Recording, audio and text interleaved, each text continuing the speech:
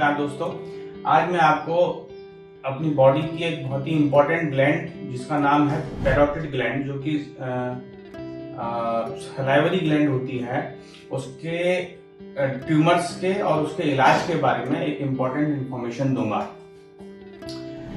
हर इंसान के शरीर में चेहरे के दोनों तरफ एक ग्लैंड होती है जिसका नाम होता है पैरोटिड ग्लैंड।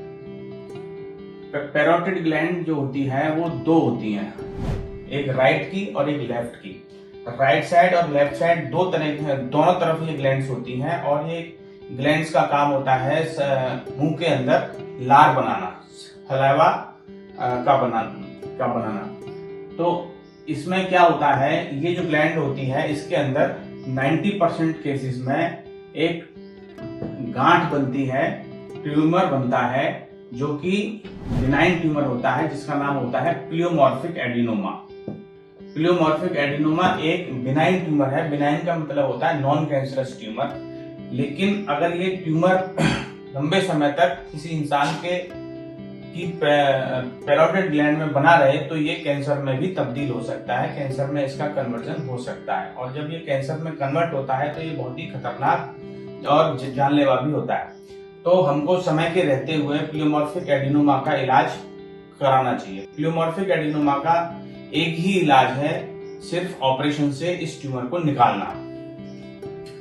इसका जो ऑपरेशन होता है, ये जो ग्लैंड होती है ये चेहरे के कान के नीचे और चेहरे के पिछले हिस्से में होती है। मान लो ये कान है, इसके नीचे यहाँ पे ये ग्लैंड होती है और इसके अंदर इसके दो पार्ट होते हैं, एक सुपरफिशियल पार्ट और एक डीप पार्ट। तो ये किसी भी पार्ट में ट्यूमर बन सकता है, हो सकता है कि दोनों पार्ट में भी बन गया हो। और इन दोनों के बीच में एक चेहरे को सप्लाई करने वाली एक नर्व होती है जो कि चेहरे को सप्लाई करती है, जिसकी वजह से चेहरे में मूवमेंट्स आते हैं, जैसे आंख का बंद होना, बाहों का बनना। ठीक है, इस तरीके के जो चेहरे के जो फंक्शन होते हैं वो इसी नर्व के कारण होते हैं। इसकी 5 ब्रांचेस होती हैं। तो इस ऑपरेशन का नाम होता है पैरोटिडेक्टमी। ये ऑपरेशन बहुत ही सोफिस्टिकेटेड ऑपरेशन है और इसको करते समय इस चेहरे की जो ये नस होती है इसको बचाना बहुत जरूरी है, अदरवाइज इंसान का चेहरा टेढ़ा हो सकता है।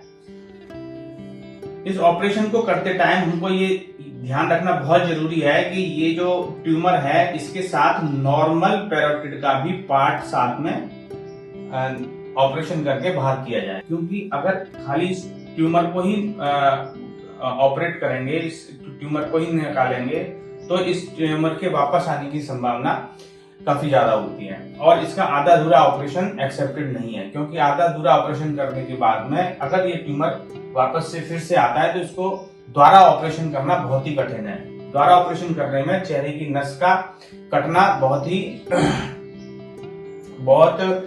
ज्यादा होता है। तो इसलिए इस ऑपरेशन को पहली बार में ही बड़े अच्छे से करना चाहिए और किसी हेड एंड नेक सर्जन से अच्छे सेंटर पर ही कराना चाहिए।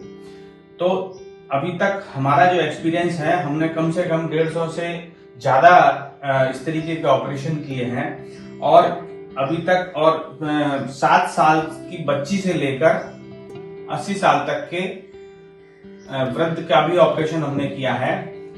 और हम 7 साल की बच्ची या जो यंग बंदे होते हैं, यंग जो फीमेल होती हैं, उनमें जो स्कार होता है उसको भी हम फेस लिफ्ट ऑपरेशन, जिसको फेस लिफ्ट कहते हैं। फेस लिफ्ट का मतलब होता है कि जो चेहरे पे जो ऑपरेशन का जो स्कार आता है, निशान आता है, उसको जो है हम पीछे बालों की तरफ ले लेते हैं। जैसे यहां से ये स्कार आया और हम इसको पीछे ले लेते हैं, तो इससे ये स्कार नहीं पता चलता, लंबे समय में यहाँ पे कुछ भी पता नहीं चलता।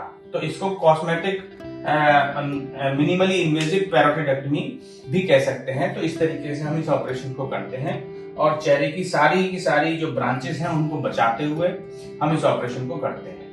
तो इस ऑपरेशन में ये ध्यान रखना चाहिए कि इसको किसी भी अच्छे सेंटर पर, अच्छे हेड एंड नेक सर्जन द्वारा कराना चाहिए और तभी इसमें चेहरे की नस का बचना संभव है और ऑपरेशन का ठीक ढंग से होना, जिससे कि ट्यूमर वापस न आए।